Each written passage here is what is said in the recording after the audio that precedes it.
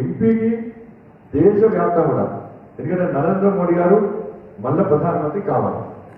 నరేంద్ర మోడీ గారు ఎట్టి బస్సులో ప్రధానమంత్రి అవుతారని చెప్పి అన్ని సర్వేలు చెప్తున్నాయి.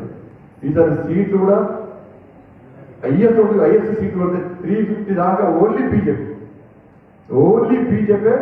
350 దాకా వస్తాయని చెప్పారు సర్వేలు అన్నీ చెప్తున్నాయి. మనకి తెలంగాణ రాష్ట్రంలో కూడా ఎట్టి బస్సులో ఎంపీకి ఇలా బీఆర్ఎస్ పార్టీ అనేది ఉండదు.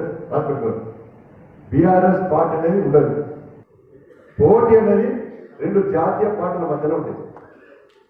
బీజేపీ కాంగ్రెస్ ఈ రెండు పార్టీల మధ్యలో మాత్రం ఉంటుంది. బీఆర్ఎస్ పార్టీ చేసిన ఆవిష్కారం గురించి ఇక ప్రజలు మర్చిపోలేదు.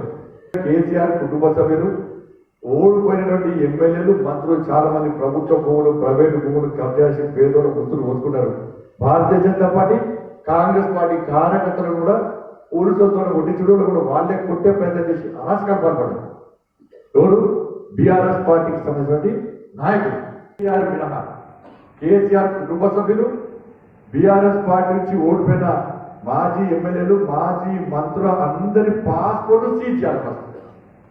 ఇక దొంగల వాళ్ళు ఇప్పుడు మళ్ళీ ఎంక్వైరీ స్టార్ట్ చేస్తే ఏం చేస్తున్నారు? పారిపోతారు. వాళ్ళని బిత్తర అడ్డు పెట్టుకున్నారు. మాకు కేసీఆర్ తప్ప మీకంతా పారిపోతారు. వాళ్ళ పాస్పోర్ట్ అన్ని సీజ్ చేయాలి.